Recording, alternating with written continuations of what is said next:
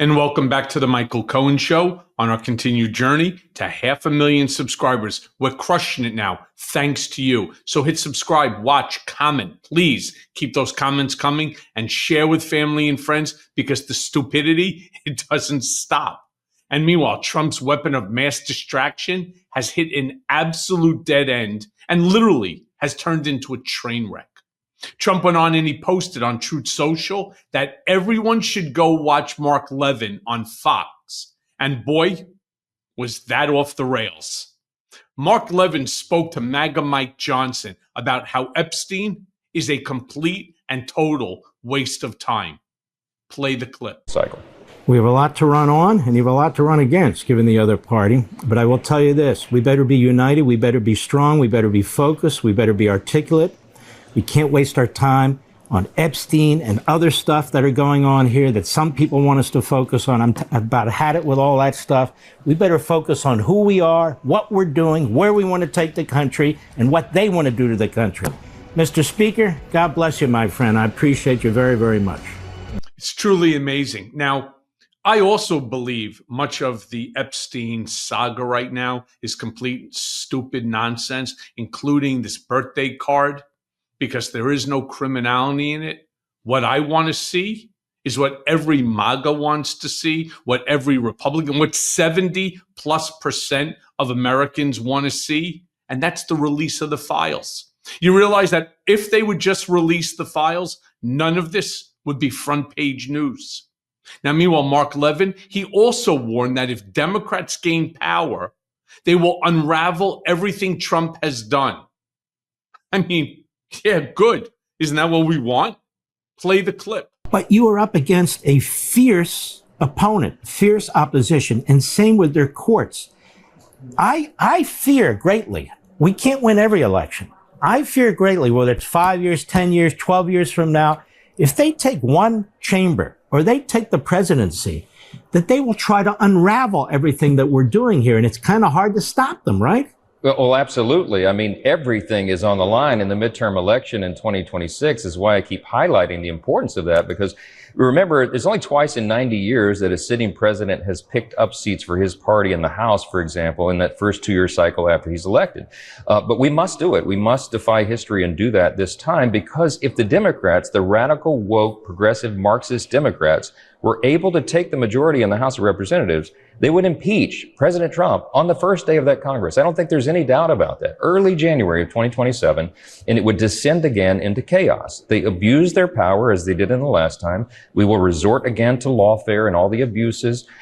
It will be a disaster for the country. And so, yeah, holding people accountable in this administration would be disastrous to their party. I totally agree with that, except it's what we want, right? I mean, it's the way the system works. We want accountability. And would they unravel all this nonsense that's going on? The complete and total lack of transparency between the House, the Senate, the Supreme Court. And what's he saying? That the radical Democrats are controlling the courts. In fact, Trump is actually doing very, very well in the courts. The Supreme Court, for example, gave him presidential immunity on anything that is national security related.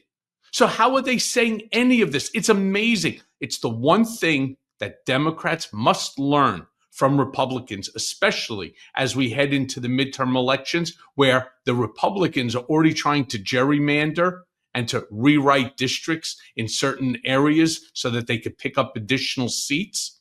Very important. These are things that we have to do. Meanwhile, Speaker Johnson ironically spoke about Democrats versus Republicans and how there is clearly only one choice. Play the clip. Said on the floor on the eve right before the vote on the big beautiful bill, look, there's two parties here. One is into performance art, and the other party is here delivering results. And I am so happy and very bullish about the upcoming midterm election in 2026, because we will be able to go out to the people and show all this, demonstrate it, illustrate very clearly that there really is only one choice if you care about the future of the country. And we will be presenting that with bold colors, as our hero Ronald Reagan used to say. Let me be very clear. It is one of truly the most ironic performative, right? Like putting Christine Nome before a whole slew of stripped out men with tattoos in their underwear, holding an AR-15, wearing a DHS ICE flap jacket. No, serious. Where's the performance from the Democrats here? Meanwhile, in another moment of irony, Ron DeSantis, well, he was on Fox News speaking about how Florida is the envy of the nation. Play the clip. Efforts. So I think it's been really, really good. And, you know, the state of Florida, we're the envy of the nation. I mean, people want to come here. People want their states to follow our lead. And we'll continue to lead with purpose and conviction. No, that's not true. Meanwhile, DeSantis also spoke about the Epstein files because he just had to. Play the clip.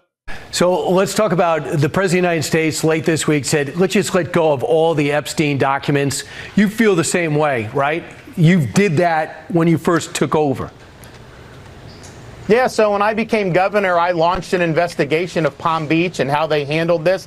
And that was 10, 15 years prior to me taking office. We also were able to get legislation to unseal all the Palm Beach County grand jury information, and I signed that legislation. I had a number of the Epstein victims with me there. They were in their 30s by then, but they were, I think, 14, 15, 16 years old at the time. But I think what we found and what we did in Florida is the feds came in back in 2006, 7, 8. They swooped in and they took the case. So if you want to talk about what happened at that island, New York City, all these things, that is all federal. So what I would say is just release it, let people see. But I do think there's a desire for justice because Jeffrey Epstein and Maxwell didn't just do this amongst themselves. I mean, there were obviously other people involved, and yet no one's been brought to justice. Whoa. Did Ron DeSanctimonious just turn around and say to release the files that these 30-year-old women that he had met with, who were clearly 14, 15, and 16 at the time of the incident, did he not call them victims? What is he saying here? Absolutely. None of this would be a conversation right now if Donald Trump and this administration, Pam Bondi, didn't go out and start talking about it for God knows how long, how they were releasing the files. If Pam Bondi and the group did not sit there holding binders showing Epstein's client list on the outside of the file folder, all right, none of this would be taking place right now. But it did. And so the American people, as DeSantis said, we want to see justice had for these young women. We want to understand who was involved and what was involved. It's been sold. It's been sold to the American people for a long period of time, whether you like Trump or you despise him. This is something the American people have made crystal clear they want released. Now, the irony continued with Tulsi Gabbard as she spoke about Obama's alleged coup against Trump. No, serious. Obama had a coup against Trump, saying that Americans need to rebuild trust with our democratic republic.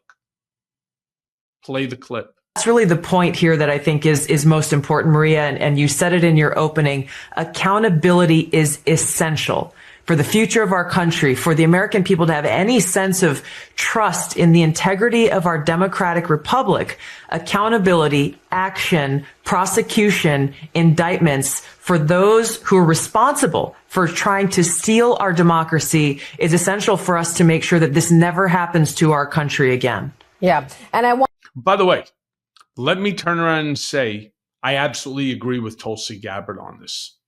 The Russia collusion scenario, for now almost 5.5 years, I personally have a FOIA request for all the documents pertaining to the Steele dossier, to the investigation into me. 5.5 years. And I have the best lawyer in the country that deals with FOIA requests. So far, to this day, not a single page has been sent to us, despite the fact that the court made it crystal clear because it affected my First Amendment constitutional right.